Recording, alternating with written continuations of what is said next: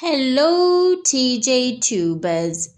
Orlando Pirates have completed the signing of Stellenbosch FC midfielder Andre de Jong, marking a major boost for the Soweto Giants ahead of the new year. According to Itiski Times, Pirates had initially tried to sign de Jong back in September, but the move fell through after Stellenbosch struggled to find a replacement for the New Zealand international.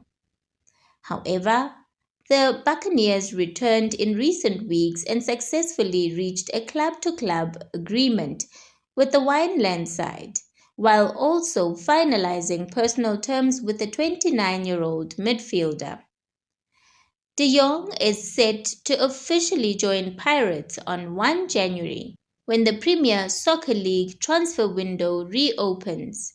The midfielder played his final game for Stellenbosch on Wednesday in a 2-1 defeat to Polokwane City at Athlone Stadium. Since joining Stellies, de Jong has made 114 appearances, scoring 19 goals and registering 11 assists. He was instrumental in helping the club capture their first major trophy, the Carling Knockout Cup in 2023. He played a key role in their run to the CAF Confederation Cup semi-finals last season. The signing of de Jong is expected to add depth and experience to Orlando Pirates' midfield as they look to maintain their strong run in the Premier Soccer League and continental competitions. So, Orlando Pirates fans, what do you think about this signing? Will Andre de Jong be the midfield boost Pirates needs? Drop your thoughts in the comments below. I want to hear your opinions. On other news, the agent of Bafana Bafana defender Mbokazi has disclosed that negotiations between Orlando Pirates and Chicago Fire started as early as August, following confirmation that the centre-back will join the MLS side early next year. Bezier Michaels provided insight into how the talks unfolded behind the scenes. Speaking on Metro FM's Sports Night Amplified with host Andile Ncube, Michaels described the 51 million rand transfer as a process that Pirates were determined to see through from the very beginning.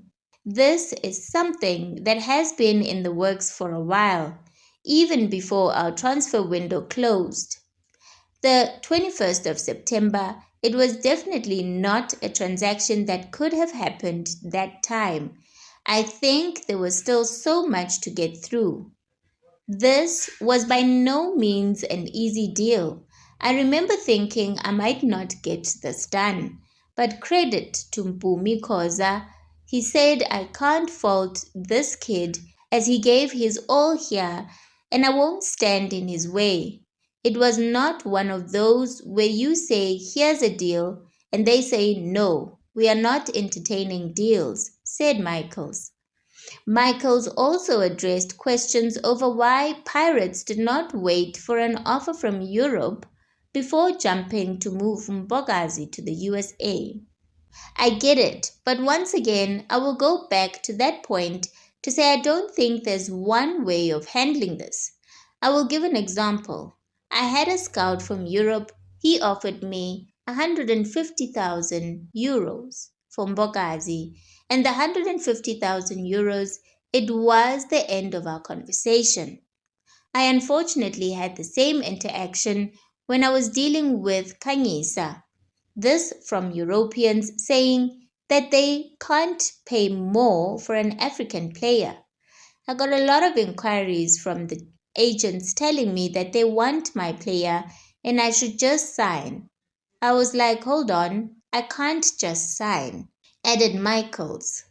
Asked if the player is aware he is risking his Bafana future by moving to the MLS, giving coach Hugo Bruce's reservations about the league, the agent had this to say. We had this chat even before we signed with Mbokazi. I respect Coach Hugo's opinion. In my mother's house, She makes it very clear that she, who pays the piper, plays the tune. That is exactly who Coach Hugo Bruce is. He plays the tune, so we can't be against that. I would be saddened if he excludes Mbokazi because he plays in MLS. I cannot control that, and I can't run away from that, she concluded. Have a look at what the fans said. They could have just waited till after AFCON and the World Cup for more traditional clubs in Europe. In all 53 nations in Europe, football is the number one and national sport. In the USA, it's a third or fourth sport in the nation, probably after the NFL, NBA, and ice hockey. You see the difference.